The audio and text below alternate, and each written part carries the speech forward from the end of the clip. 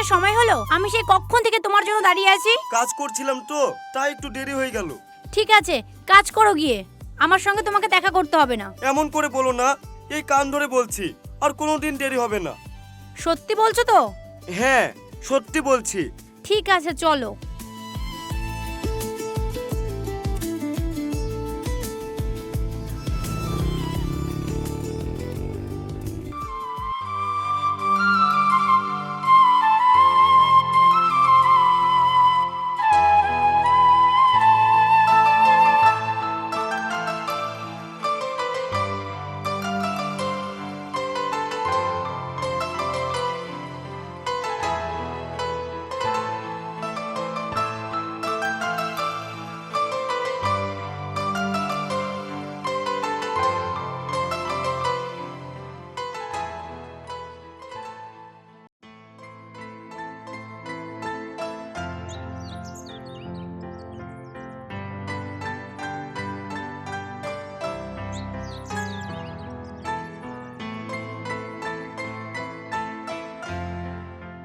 ভালো তো বাসলাম, কিন্তু তোমাদের বাড়ি থেকে আমাদের সম্পর্কটা মেনে নেবে তো?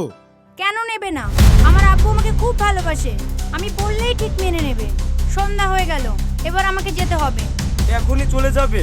আর একটু বসো না প্লিজ। না, আজ আর বসবো না, কাল আবার আসবো। ঠিক আছে, তাহলে চলো।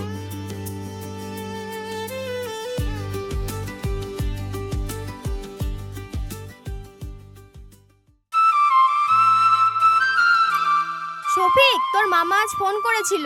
মামা কি বললো? তোকে শহরে যেতে বলছে। তোর জন্য একটা ভালো কাজের ব্যবস্থা করেছে। না না মা, আমি তোমাকে ছেড়ে কোথাও যাব না। আমার জন্য নিজের ভবিষ্যৎ নষ্ট করিস না বাবা।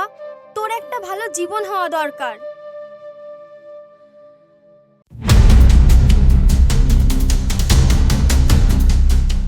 দেখো আব্বা, তোমার মেয়ে কলেজ যাওয়ার নাম করে ওই পার্কে ভিখারি বাচ্চার সঙ্গে ঘুরে বেড়াচ্ছে। আব্বা, আমি কলেজে যাচ্ছি।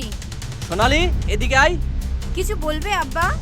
আজ থেকে তোকে আর কলেজে যেতে হবে না। কেন? হঠাৎ কি হয়েছে? আমি যা বলছি তাই হবে, আর কোনো প্রশ্ন নয়। যাও, ঘরে যাও। আব্বা, ওই ভিখারি বাচ্চাকে আজকে উচিত শিক্ষা দিয়ে আসি। না, এখন কোনো ঝামেলা করা যাবে না, সামনে নির্বাচন। তুমিও নির্বাচনের কথাই ভাবো, কিন্তু আমি ওই ভিখারিকে ছেড়ে কথা বলবো না।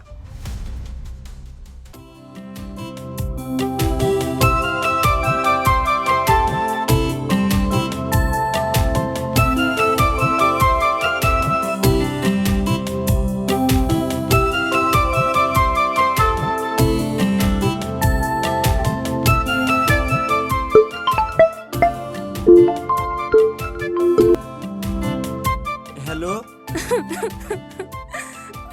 কি হয়েছে সোনালি? তুমি কাঁদছো কেনে? শফিক, আব্বা আমাকে বাড়ি থেকে বেরোতে দিচ্ছে না। কেনে? কি হয়েছে? আমাদের সম্পর্কের কথা জেনে গেছে। আব্বা তোর বন্ধু ছেলে রাহুলের সঙ্গে আমার বিয়ে ঠিক করেছে। তুমি কি বলছো? প্লিজ শফিক, আমাকে এখান থেকে নিয়ে চলো। আমি তোমাকে ছাড়া বাঁচতে পারবো না। তুমি চিন্তা করো না, আমি কিছু একটা ব্যবস্থা করছি। কি রে, কি হয়েছে? সোনালির বাড়ির লোক আমাদের সম্পর্ক কথা জেনে গেছে। ওর বিয়ে অন্য জায়গায় ঠিক করছে। তাহলে আর দেরি করিস না।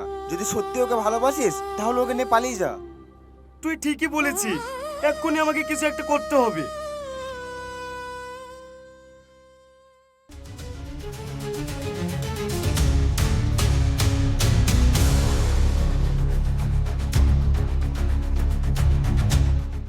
শফিক, এই শফিক, তাড়াতাড়ি বাইরে আয়। কারা তোমরা? সেটা পরে জানতে পারবি, আগে বল তোর ছেলে কোথায়? আমি জানি না ওরা কোথায়। মিথ্যা বলছিস? এই, তোর ঘরটা তালাশি করে দেখ তো।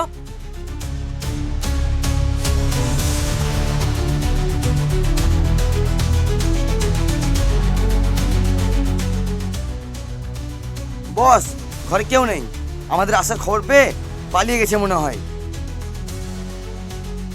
ভালো করে শুনে রাখ, আজকের মধ্যে যদি তোর ছেলে আমার বোনকে ফিরিয়ে না দেয়, তাহলে তোদের কাউকে বাঁচতে দেবো না।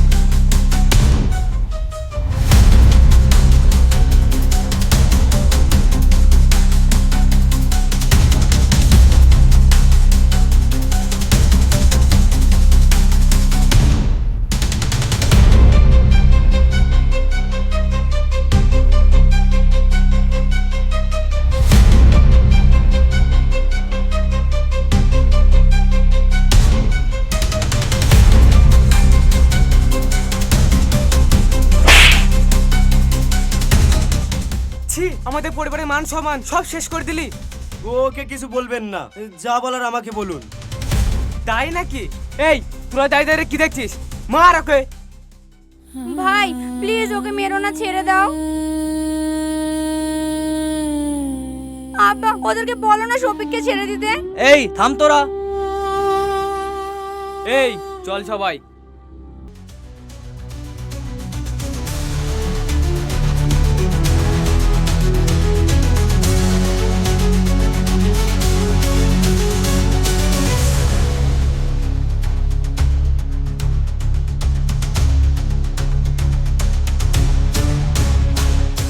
আজ তুই আমার মাথা নিচু করে দিয়েছিস, কালকেই তোর সঙ্গে রাহুলের বিয়ে দিয়ে দেবো।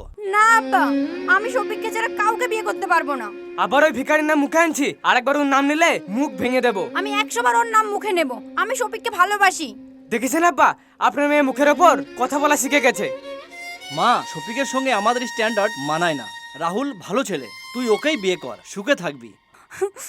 আব্বা, মা মরে যাওয়ার পর থেকে আমি সব সময় একটা অপূর্ণতা নিয়ে বেঁচে আছি। এখন যদি শফিককেও হারাই তাহলে আমার বাকি জীবনটা অসম্পূর্ণতা হয়েই থাকবে। তুমি কি চাও আমার বাকি জীবনটা এইভাবে কাটুক?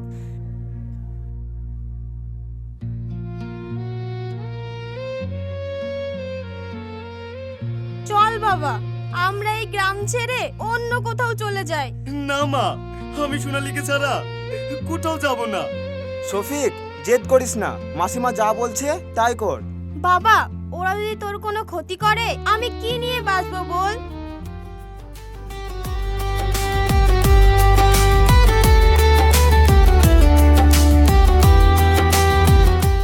শফিক, আমি অনেক ভেবেছি, একজন বাবার কাছে সন্তানের সুখই সবচেয়ে বড়। আজ থেকে সোনালীর দায়িত্ব তোমার, ওকে সুখে রেখো বাবা।